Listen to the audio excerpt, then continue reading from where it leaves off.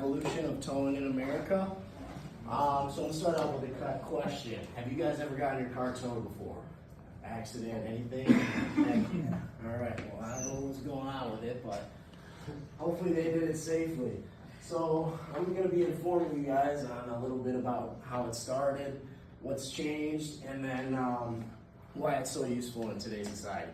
I'm a driver myself. I've been driving tow truck around for around 3 years now. I work for a family business that's been around for 50 years. And hopefully after college, that's what I end up doing, and I end up taking it over nicely. So, brings me to my first point, how it started. So it started out with a man named Ernest Holmes Sr. In 1916, he invented the Holmes 485. A little story behind that, he was with 6 of his buddies, and they saw a car in a ditch on the side of the road, and they kind of thought, all right, well, we got to get this out of there. So it took 6 hours and 6 people to get the car, to get it out of there. And while he's doing it, Ernest was like, all right, there's got to be a better way to do this. So that's how he invented the first tow truck. And it was just a wrecker-style truck. It had a little boom on it with just a hook. It's pretty simple, but it was pretty effective at the time. And with the automobile industry rising, he realized that this is going to be a reoccurring problem, so he had to do something about it. He had a brilliant mind for creating tow trucks. He made a bunch of tow trucks. By 1965, 2/3 of all trucks were actually Holmes, which is pretty significant. In World War II, they actually used his tow truck to deliver food, carry heavy pieces of equipment out of there, and yeah, it's pretty interesting stuff.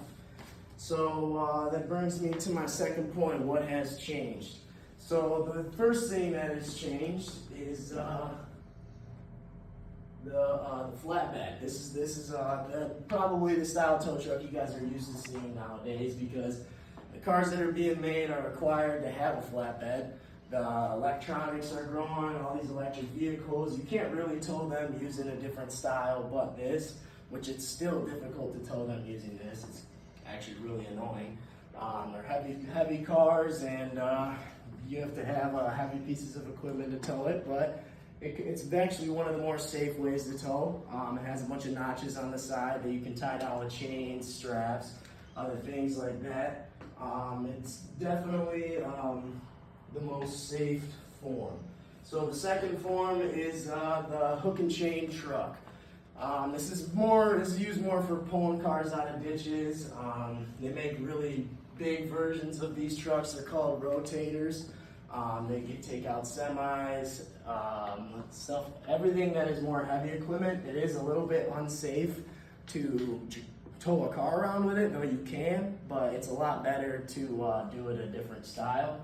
But yeah, it's very convenient for pulling cars out of ditches, as you can see in this photo. This is actually my uncle. He's pulling out an Amazon van. It's kind of cool.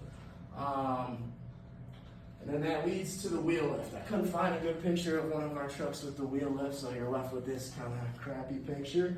But a wheel lift is basically the stable bar that's on the back of the truck. It's a lot more safe when towing the cars, whether the car is facing forward, back, depending if it's 2-wheel, 4-wheel, whatever it is. You have to use either dollies or other pieces of equipment to make sure that it rolls smoothly while you're going. The car won't roll off as easy using this. You can actually put straps around the wheels right here to make sure that it secures on, and it's all based off hydraulics and levers. That's how everything moves and stuff like that. So now that I've showed you how it's changed, I want to tell you why it's so useful. So there's a lot of accidents that happen every single day. I myself at least do one every time I go into tow.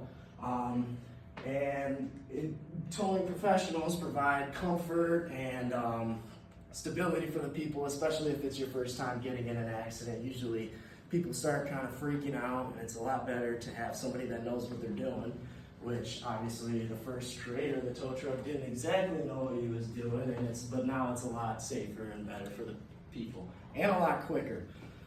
There's bad traffic, so police are constantly in contact with us, letting us know what's going on and where we need to be at the exact time.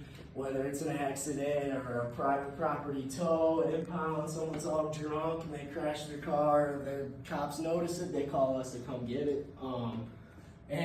Yeah, traffic is really bad nowadays. So, and then the instant response, there's apps, stuff like that. And then the last thing is safety. So it's a lot safer nowadays. And depending on the tow truck driver, well, like this guy, he seems like he can safely tow a car for you guys.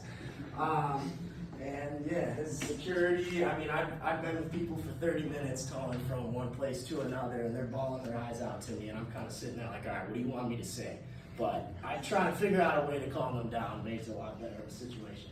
So finally, in conclusion, I told you how it started, what's changed, and why it's so useful in today's society. I hope I did a halfway decent job of informing you guys a little bit about towing. And I wanted to leave off with a question. Do you guys feel safer getting your car towed now when some old guy with no teeth shows up and he's like, with a cigarette in his mouth, can I take your car? You know? All right, well,